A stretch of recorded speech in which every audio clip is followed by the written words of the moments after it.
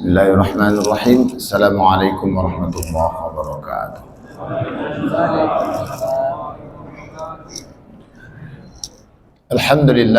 Alhamdulillahi wa kafa.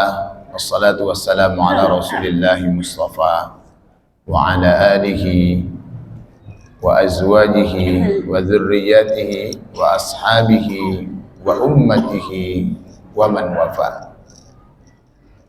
Qala Allah Ta'ala fi kitabihil karim, na'udzu billahi minasyaitonir rajim. Bismillahirrahmanirrahim. Faqsus qasasa la'allahum yatadhakkarun. Shadaqallahul aliyyul azim. Bapak Ibu para pengurus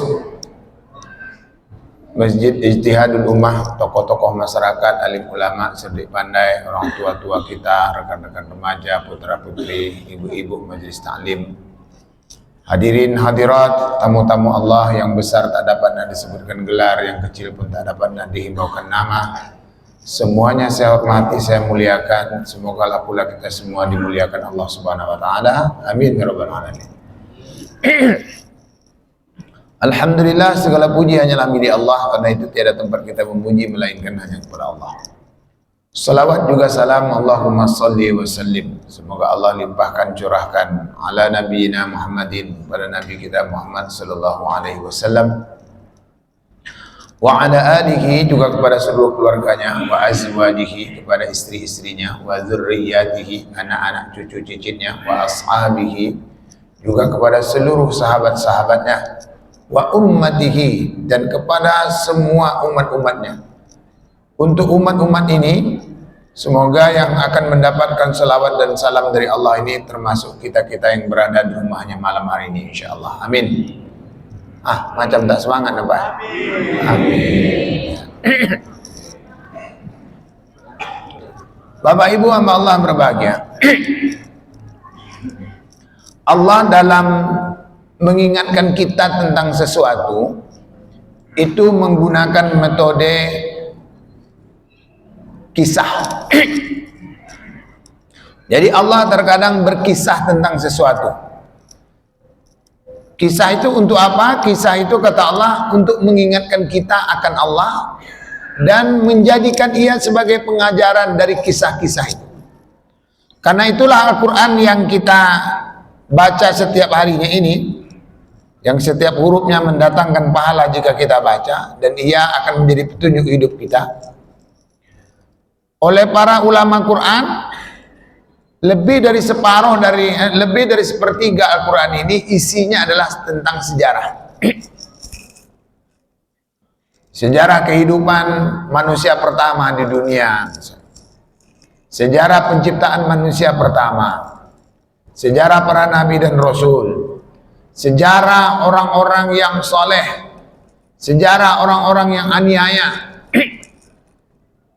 dan banyak sejarah.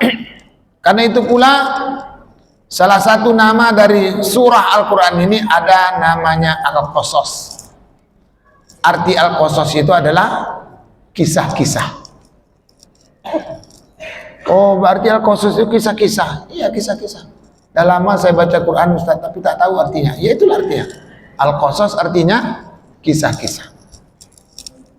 Untuk apa Allah membuat kisah-kisah dalam Al-Quran ini? Allah menyebutkan tujuannya. Faqsus qasasa.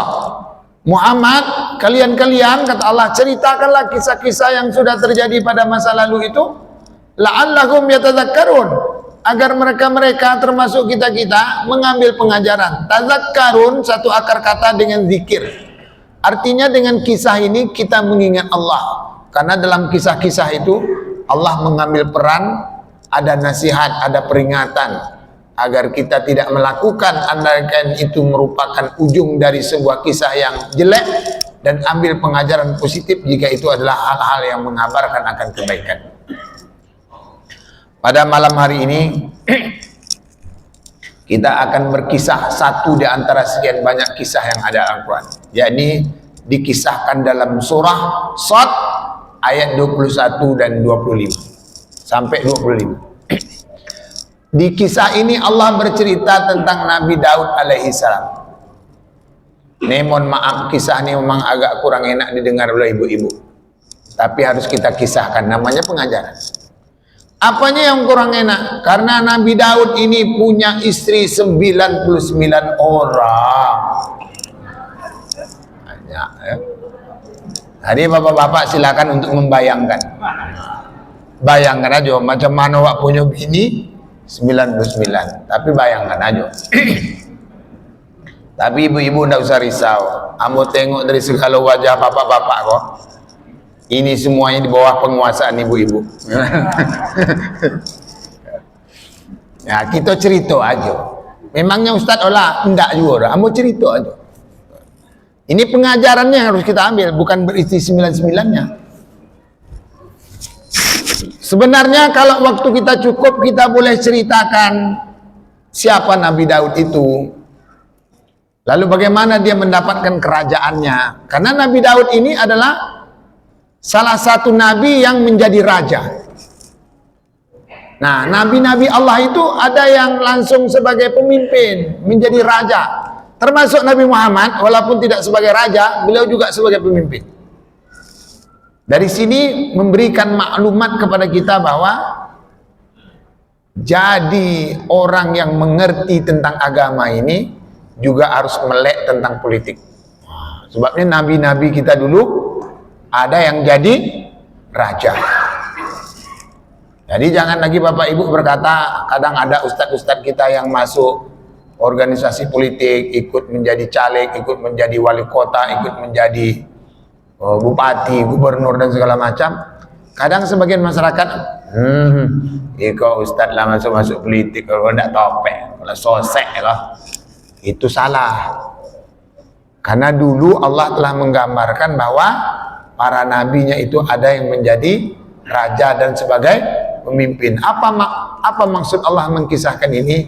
Silakan kalian kalau punya kemampuan menjadi pemimpin. Karena nanti di akhirat ada 7 orang yang akan mendapat naungan Allah, di mana tidak ada naungan kecuali hanya dari Allah. Yang pertama disebutkan Nabi, orang yang akan mendapatkan naungan itu adalah imamun adilun. Imam yang Jadi kalau kita menjadi pemimpin lalu adil, itu jalan mudah kita menuju surga Allah SWT. Tapi pula jangan berlaku aniaya. Nah, kita mulakan kisah ini. Mengapalah Nabi Daud ini kok punya istri 99, bahkan dia pengen kawin 100. Berdecak kagum lah Bapak Ibu. Memang WOW lah. Tahu Ibu WOW? Wow. Nah, ya cara menyebutnya harus betul juga. Wow. Nggak enak dia punya. Wow. Wah, itu baru pas. Jadi ibu bapak sama Allah berbahagia. Setelah dia memiliki istri 99, dia pengen kawin ke 100. Kalau Peramli cuman kawin 3. Kan dah apa lagunya kan? Nah, ya udah enggak usah nyanyikan sekarang. Nanti ini Nabi Daud pengen kawin 100. Ketika orang-orang bertanya kepada Nabi Daud. Nanti kisah lengkapnya tengok surah As-Sad ayat 21 25 sampai 25. Orang-orang bertanya kepada Nabi Daud, mengapa engkau pengen kawin ke 100? Kan dah punya istri 99, wahai Nabi atau wahai Raja, wahai Daud. Apa jawab Nabi Daud secara sederhana? Kan belum ada yang kayak gini. Wah, itu pula jawabannya. Yang 99 itu beda dengan yang satu nih. Ini edisi terakhir nih. Kalau iPhone-nya iPhone 15 nih, yang kemarin kan 14 baru, yang 15 belum ada. Jadi orang kalau lagi pengen juga gitu dia. Belum ada yang kayak gini. Singkat kisah, Nabi Daud pun kawin 100.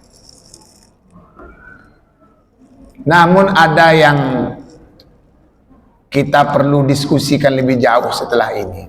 Siapa istri ke-100 dari Nabi Daud ini? Ini yang agak kontroversi. Dalam berbagai literatur sejarah dan tafsir Ibnu Katsir dikisahkan, dia mengawini istri dari panglima perangnya. Namanya itu Uria. Ada yang nama Uria sekolah? Biasanya Aryana, ini kok Uria. Aulia Jadi Uria ini versi yang, ini banyak versi nih. Jadi Uria ini panglima perangnya Nabi Daud. Nabi Daud memerintahkan Uria untuk memimpin peperangan. Dia berharap nanti Uria kalau udah memimpin peperangan, ini gugur nih. Gugur. Jadi istrinya bisalah dinikahi. Qadarullah, rencana ini memang terjadi. Walhasil istri Uria ini atau jandanya ini dia nikahi. Lalu Allah ingin menegur Nabi Daud. Karena istri dah 99, dah kawin pula yang ke-100. Cara Allah menegur tidak langsung kepada Nabi Daud, tapi Allah buatkan kisahnya. Diutuslah oleh Allah malaikat ini, 2 malaikat turun ke bumi yang menyamar dalam bentuk manusia. Nabi Daud ini membagi hari-harinya kepada 3. Pertama, hari untuk beribadah. Yang kedua, hari untuk melayani masyarakat karena dia raja. Hari yang ketiga bersama para istrinya. Ini bersama para istrinya, kalau kita bayangkan 9 plus 9 100 tadi. Kalau 100 itu berapa bulan tibunya kok? Lebih 3 bulannya nak. 90 hari berarti sebulan. Ya kok 100.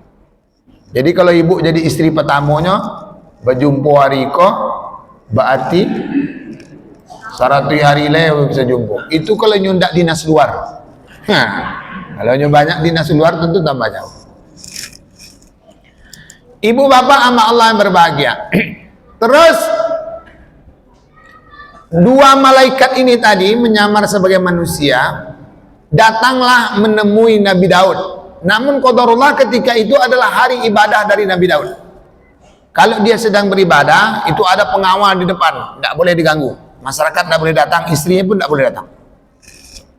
Tetapi 2 malaikat ini tadi memaksa. Akhirnya mereka langsung melompat masuk ke tempat ibadahnya Nabi Daud di samping mihrab. Itu digambarkan dalam surah Sad tadi. Karena memang tempat ibadah para nabi itu dulu ada mihrab tertentu, sama dengan Nabi Zakaria, Maryam, itu dia beribadah di dekat mihrab. Ibu bapak yang dirahmati Allah, terkejutlah Nabi Daud ini tadi menengok 2 orang ini berseteru, langsung tiba-tiba sampai di tempat ibadahnya. Kata 2 orang yang sejatinya malaikat ini berkata kepada Nabi Daud, engkau tidak usah risau, kami hanya datang memohon keadilan. Apa yang terjadi? Kata Nabi Daud, ini saudaraku ini telah memiliki 99 ekor domba dan saya hanya memiliki 1 ekor domba. Domba saya yang 1 ekor pun pengen diambil. Dia sungguh telah berbuat aniaya. Lalu kata Nabi Daud, benarkah cerita saudaramu ini? Benar. Kalau benar engkau seperti itu, dikisahkan dalam ayat 24 surat Sad ini, qala, maka Nabi Daud berkata, laqad zalamak, sungguh engkau telah berbuat aniaya. Tapi begitu Nabi Daud mengatakan engkau telah berbuat aniaya, maka malaikat yang satunya lalu berkata, sesungguhnya engkaulah yang lebih aniaya, karena bini kau udah 99, bini orang yang satu itu pun nak kau ambil juga. Wah, langsung tersadar Nabi Daud ini tadi.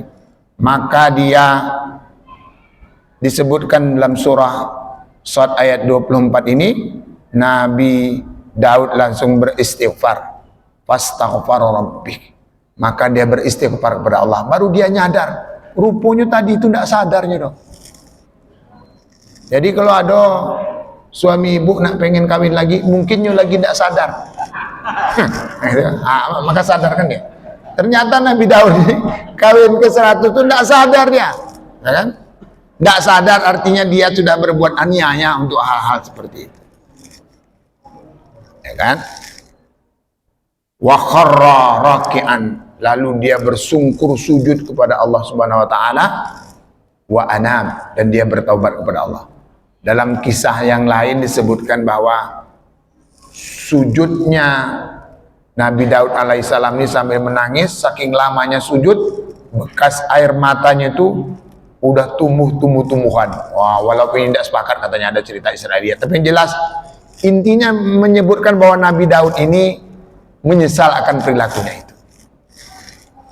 Dari kisah ini apa pengajaran yang dapat kita ambil? Kan itu intinya tadi. Kisah ini tidak hanya kita kisah-kisahkan, lalu apa pengajaran yang, karena kata Allah SWT dari kisah itu la'allahum yatadzakkarun, kalian ambil pengajarannya. Apa pengajarannya?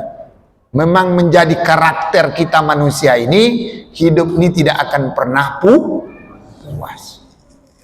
Dalam hadis yang lain Nabi bersabda, andaikan kalian memiliki satu gunung seperti Jabal Uhud ini menjadi emas, maka kalian akan minta gunung berikutnya. Jadi yang namanya bini kola 99 pun nak 100. Lah nak 100 itu nak 101. Begitu seterusnya. Itulah karakter kita yang diingatkan oleh Allah Subhanahu wa taala kepada kita. Ini dilakonkan oleh Allah kepada Nabi Daud alaihissalam. Sebenarnya kita juga gitu. Karena itulah Allah perintahkan kepada kita melaksanakan ibadah puasa ini. Satu di antara makna puasa ini adalah kemampuan kita menahan diri.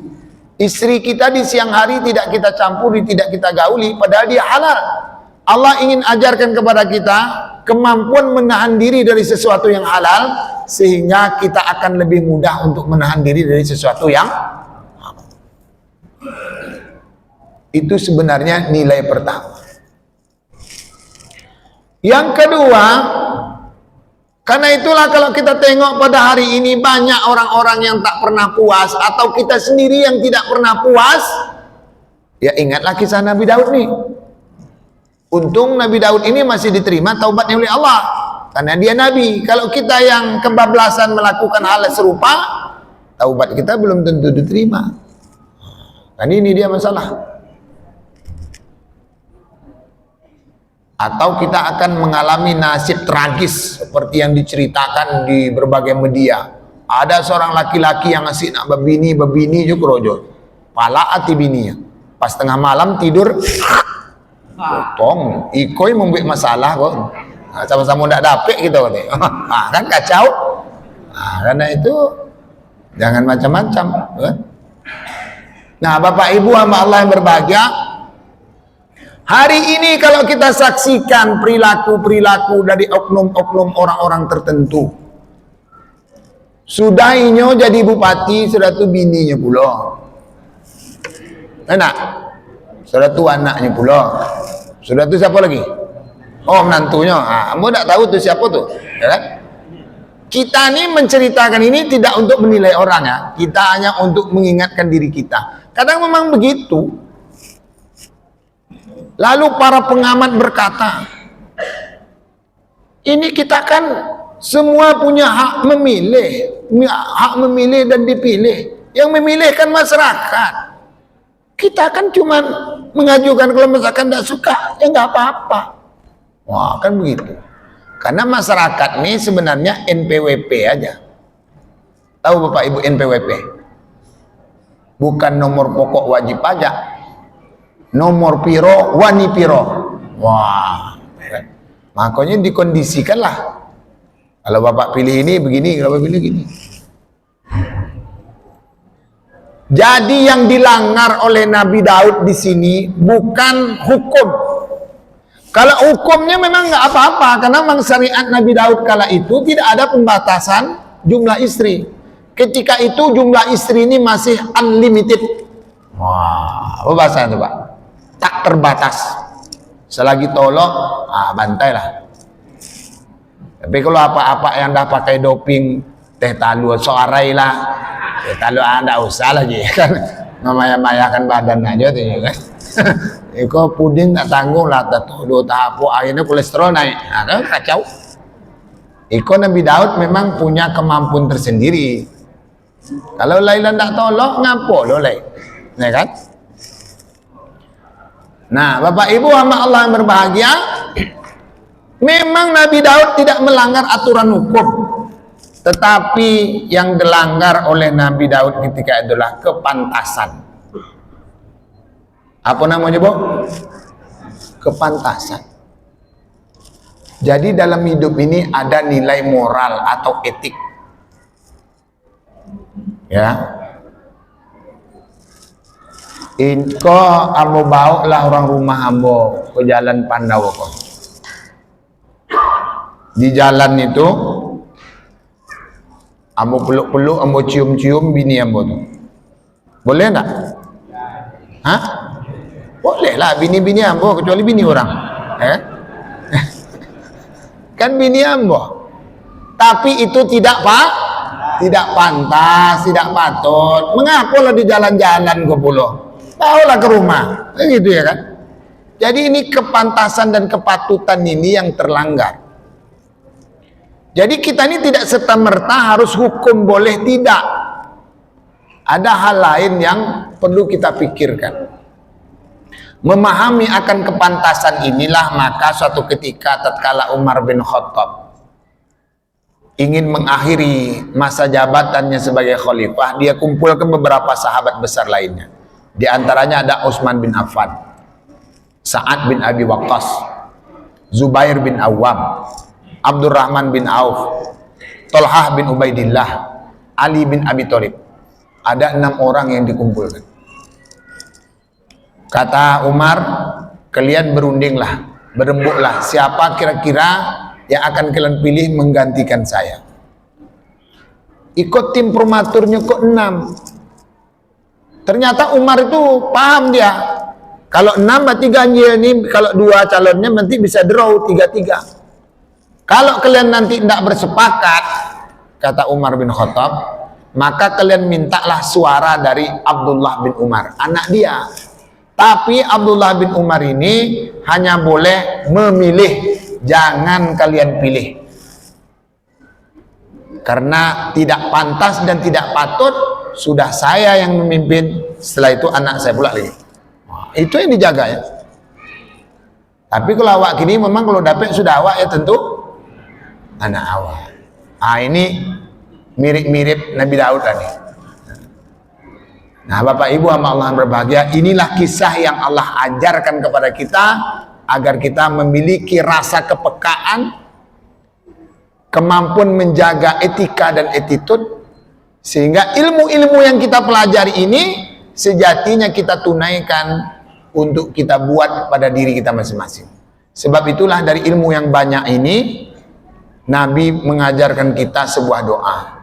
Allahumma inni, ya Allah sesungguhnya saya a'udzubika, berlindung kepada engkau, min ilmi la yanfa', dari ilmu yang tidak bermanfaat. Jadi kalau kita dah dapat ilmu, sejatinya ilmu ini bermanfaat buat diri kita dan bermanfaat untuk menyenangkan dan memuliakan orang. Semoga Allah mudahkan insyaallah, amin. Subhanakallahumma bihamdika asyhadu an la ilaha illa anta astaghfiruka wa atubu ilaik. Assalamualaikum warahmatullahi wabarakatuh.